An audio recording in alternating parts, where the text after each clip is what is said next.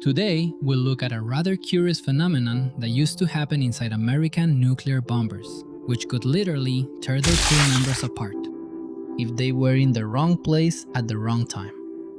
Almost a year ago, we talked about the same case, but specifically in the B-29 Superfortress.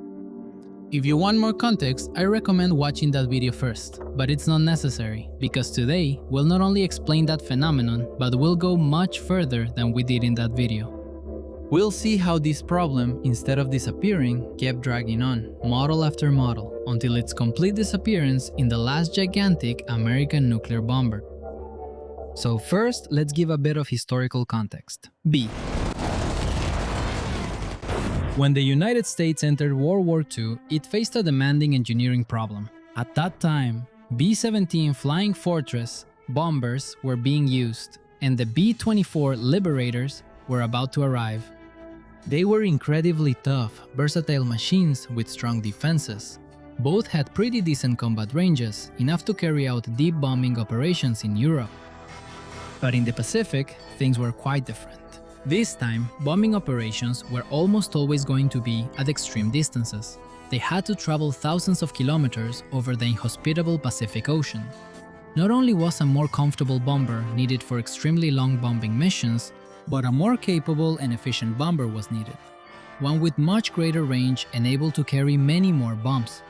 That's how the B-29 Superfortress was born. This new bomber represented an unprecedented evolution. Almost the entire cabin was pressurized, and it had a heating system that made staying inside the bomber very comfortable. Compared to its predecessors, it could also fly very high and carry twice as many bombs. In addition, it had twice the range of the Liberator, making it possible to carry out operations from distances that were unthinkable before the war. The B-29 doubled its predecessor's performance figures, but if we look closely, it only increased in size by about 40% compared to the B-17. How did they manage to double the bomber's capabilities without increasing the final size that much? Well, by making the most of the available space.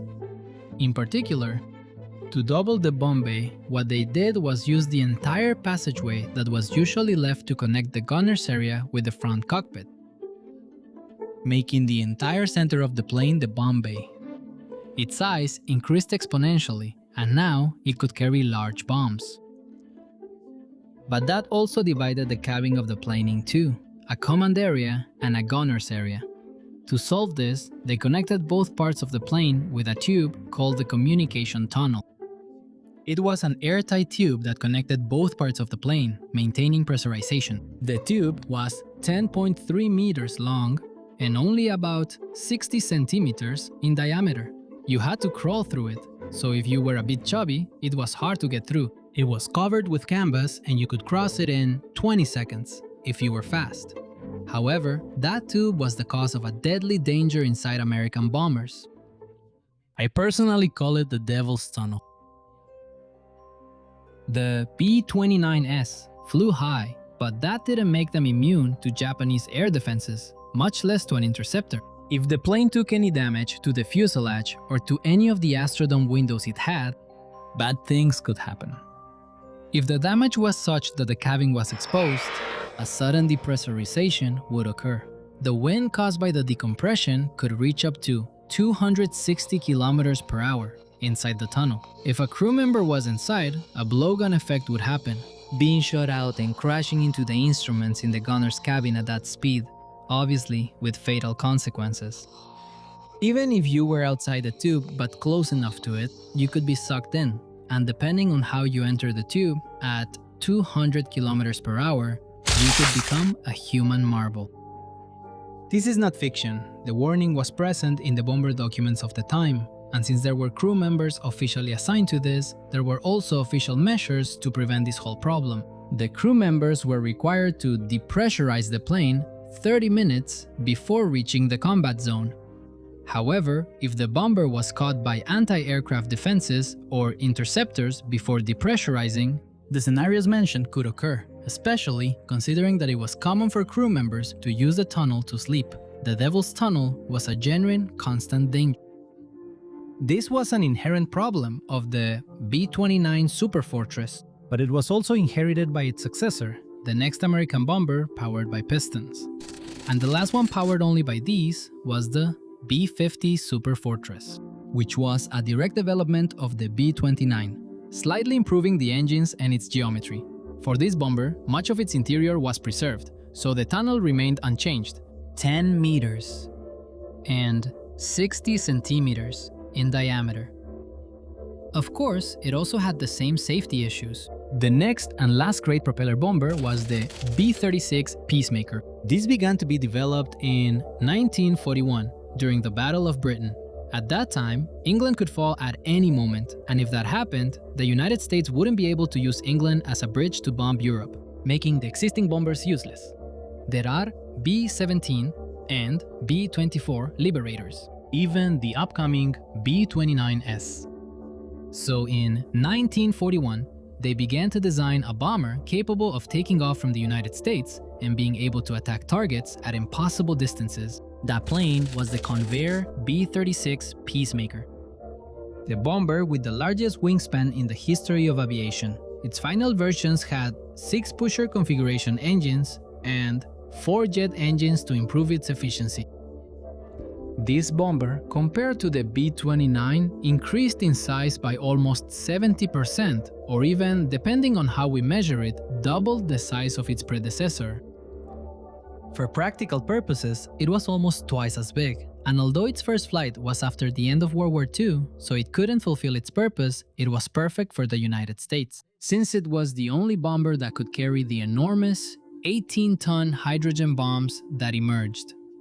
This happened just as the 1950s began.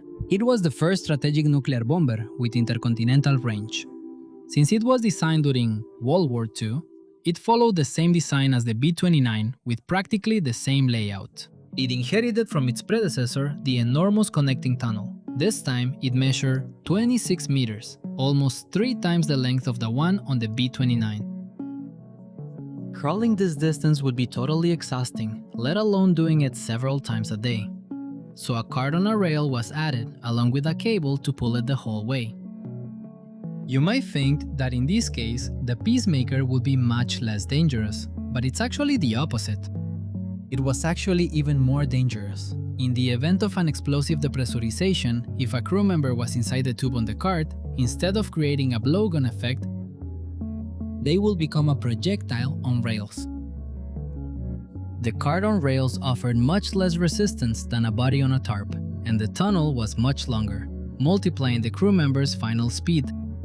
In addition, the B-36s operated at much higher altitudes than the B-29s, so explosive decompressions were much more severe. They also left a window of only 10 seconds to reach the oxygen masks. So if a crew member was in the tunnel, it was impossible for him to reach the masks in time. Even if the order to evacuate was given, being inside the tunnel was a death sentence, since it would take you 30 to 60 seconds longer than all the other crew members to put on your parachute. An eternity when it comes to air emergencies. There were small safety measures, like doors on both sides and a small handbrake on the cart, but the doors were almost always completely open. They were mainly there to manually isolate pressurization in an emergency. And in an evacuation, the last thing you wanted was for one of those doors to close, since you would be isolating someone who was in the tunnel. Fortunately, the B-36 had almost no combat history and was practically only used in military exercises. In one in particular, in April 1951, an interceptor collided with the front of the bomber. All the gunners in the rear managed to evacuate successfully. However, none of the crew members in the front managed to get out of the area. As soon as the B-36 flew for the first time, development of the B-52 Superfortress began instantly. The goal was simple: to create the first jet-powered strategic nuclear bomber. Both sides had obtained documents and plans from the Axis, and particularly Germany was the country that advanced the most in that field at the time, so it was only a matter of time before the Soviets also made their own jet bomber. The new bomber had to be like the Peacemaker. It had to take off and be able to hit targets thousands of kilometers away, but also be able to fly much higher to avoid anti-aircraft defenses. And although technically it could carry the same bomb load, the B-52 was much faster thanks to its exclusive use of jet engines. The B-52 ended up being roughly half the size of the Peacemaker, and in the same way as with the transition from one bomber version to another, the B-52 almost doubled the capabilities of the B-36. The space was much better optimized, and there was no reason to have cabins connected by a tube. The crew spent most of their time sitting in their ejection seats, all in a single forward cockpit. At first, the tail gunner had a cabin for himself, with no physical connection to the front section. But later, this turret came to be controlled by radar and computer, remotely from the front area, and that cabin disappeared. So, the B-52 completely eliminated the major safety problem of the Devil's Tunnel. If you'd like to know why B-17s sometimes drop the bolt turrets to the ground, maybe you should watch this video. Thanks for watching this one, and goodbye.